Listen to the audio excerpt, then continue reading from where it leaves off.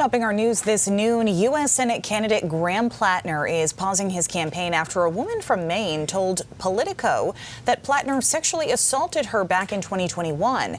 Platner denies the accusation. According to Politico, Jenny Roscoe says she had an on-again, off-again relationship with Platner starting in 2019 after they met on the dating app Bumble. She says on one night in 2021, Platner was drunk and came to her home after she told him not to. Roscoe says Platner let himself in the unlocked door and eventually had sex with her against her will in her bedroom. The next morning, Roscoe told Platner to leave and never contact her again. That's according to Politico. Roscoe spoke to CNN about the allegations. I don't believe that you can think that that scenario was consensual. You have to understand that that wasn't. When somebody is repeatedly, when somebody in the middle of it says, "Don't touch me," that's obviously not consensual. Especially if he's apologizing on occasion. Yeah. I'm just here to tell my story, to give a clearer picture of who he is and the type of past that he has. And I just think it's fair to the democratic process to let people know who they're voting for. Roscoe did not report the alleged rape to police, but shared her conversations with at least two acquaintances and a therapist with Politico.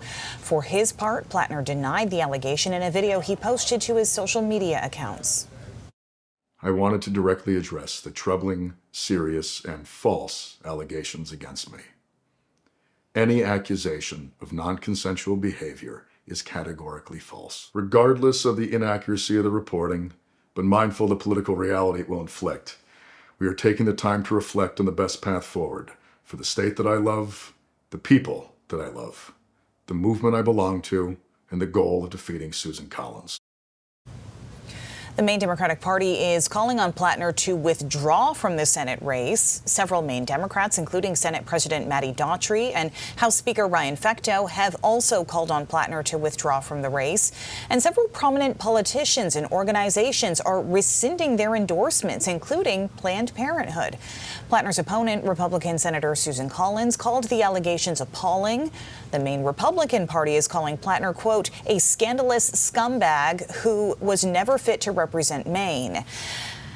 Now, we're joined by political reporter Phil Hirschkorn, who's been following these developments for us. He joins us now with more on possible next steps here. Hi, Phil. Well, the first next step is waiting to hear from Graham Platner. We don't know if that'll be today or tomorrow, but he has to make clear what his intentions are, whether that's to stay in the race or to drop out. But in the past 24 hours, many Democratic candidates who ran for office this year and lost have gotten calls and begun thinking about replacing Platner as their party's U.S. Senate nominee. David Costello, who ran against Platner and Governor Janet Mills and finished a distant third with only 8% of the primary vote, tells us, quote, if Graham Platner is out, then I'm in, unquote. Costello, 65, has 30 years of public service experience, mostly in Maryland state government and abroad with USAID. He was the party's nominee in 2024 when independent Senator Angus King won his third term. Jordan Wood, the former congressional staffer who ran for the U.S. House in the 2nd Congressional District and finished a close third of the primary behind Matt Dunlap and Joe Baldacci, tells me, quote, I'm actively considering putting my name forward, unquote. Wood is 36. He actually began this election cycle running for Senate, but switched races due to the Platner juggernaut. He raised $6 million and has $100,000 campaign cash left in the bank. He was also the candidate that coined the phrase courage, not concern, in targeting Senator Collins. Then there are the candidates who ran for governor this year and placed 2nd, 3rd, and 4th in the primary. There they are on the screen. Former Maine CDC Director Rav Shah is considering the race if Platner withdraws. He says he's received hundreds of encouraging messages. Troy Jackson is definitely interested. Now, he was most closely aligned with Platner, ideologically speaking, both endorsed from the get-go by Vermont Senator Bernie Sanders and backed by a slew of labor unions.